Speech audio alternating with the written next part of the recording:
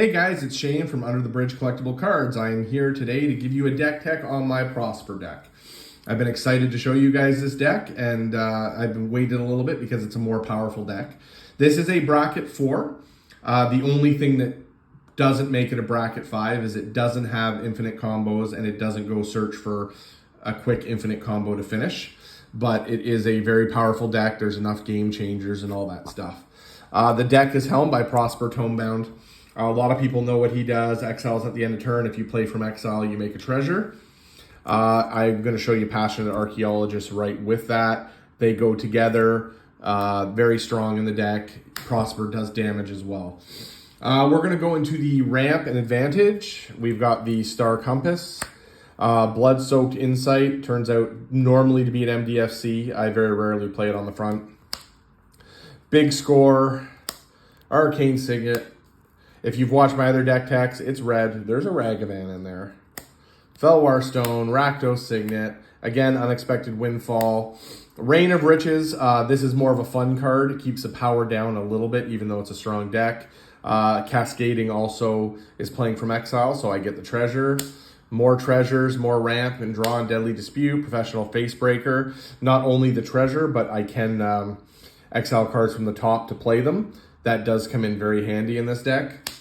Sol Ring, Talisman of Indulgence, and the Thought Vessel. We're going to go into some of the creatures now. And the creatures, so Burgi, I play Burgi, but I also play the Horn on the back. Discard a card, exile the top 2. I play the Horn quite often in later games in this deck. In a later game, after turn 6 or 7, you'll rarely see me play Burgi. It'll be the Horn. Rakdos the Muscle can be a finisher. Obnixilis is really good in this deck for doing the 1 damage, and then you can obviously exile the top card. Another Flaming Tyrannosaur is another ending card, very cool, goes in the theme. Mirkwood Bats for sacrificing treasures. Storm Kiln for ramp and creating treasures. Geological Appraiser will give me a card for free from exile, another treasure. Academy Manufacturer, great. Make a treasure, make everything. Really good when it comes to that kind of token synergy and stuff like that to sack. Mayhem Devil, any sack deck, you need a Mayhem Devil in these colors.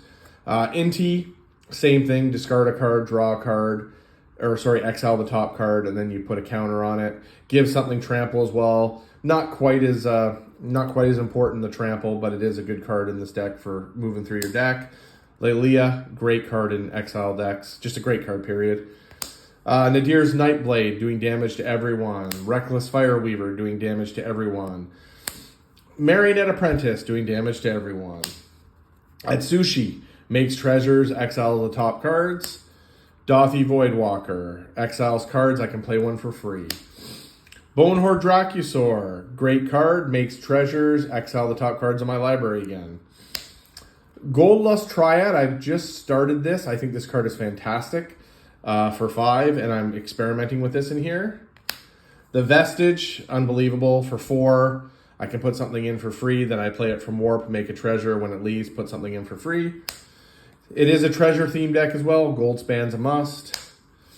Magda, whenever I commit a crime, make a treasure.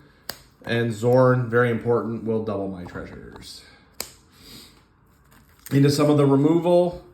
Kolaghan's Command, Zuara's Justice, Deadly Rollick, Terminate, Soul Shatter, Bedevil.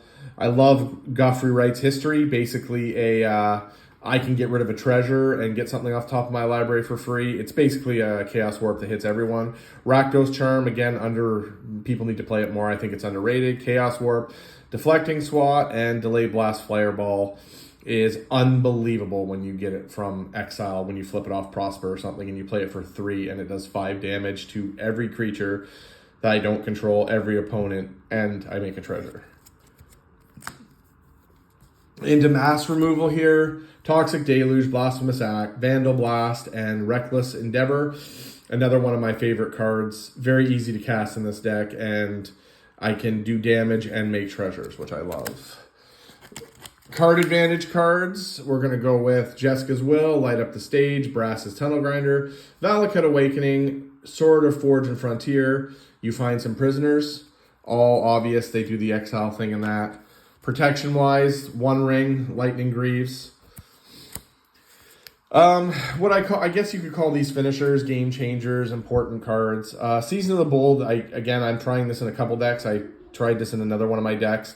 It's for the versatility. This card is just an MVP. Wild Wasteland in this deck. I don't draw, but I exile the top 2 every turn. It's just ridiculous in this deck, the advantage. Creative Technique, I don't mind somebody else getting it. Another Demonstrate card. I get to cast 2 things off the top of my deck from exile. That's 2 treasures. This essentially only costs 3. Chamil, I've been using in this for a while. Super powerful at the end of turn, adds a treasure, and there's lots of cards I can cast in here for good. And a pet card, came in the original pre-con, absolutely love it. Fevered Suspicions, this card can just win the game. And Into the Land, we're back now into the land. All the duels, and I do run the Bloodstained Mire, that's the only fetch, it's on color. And then all the duels in here, Mount Doom, Mines of Moria, Blood Crypt, Bajuka Bog, and then a few, not a ton, but basic swamps and basic mountains. Anyways, that is Prosper. Again, bracket 4, it's not a bracket 3, can't be called a bracket 3 or a 7 or whatever people want to call it. It is a very strong deck, does a lot of things, very potent. Can have some crazy turns, but you do have to piece them together yourself. Yeah, it's one of my favorite decks. Since I built it, I've never pulled it apart. I've only tweaked it. It won't be going anywhere. I really enjoy it. I play it in more higher power games, and yeah, it's just a deck I really enjoy playing. Atali, I tried it with the original 6-drop Atali. He's just not consistent enough, and I would play the new 7-drop Atali, but obviously there's green in there, so I can't do that.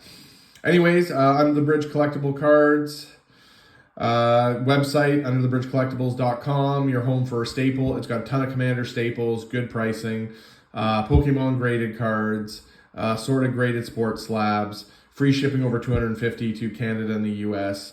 Check it out. Upcoming, I have some cards coming in. I have boxes coming into the new Mega Evolutions. I got some Spider-Man coming in. So we'll be doing that. I have a bunch of PSA gradings that are going to be coming in the next month or so. So we'll be having grading reveals on here. And this deck, I'm going to go right now and upload it to Arcadeck. I'll put it in the comments. And thanks a lot. Enjoy, and we'll talk to you soon.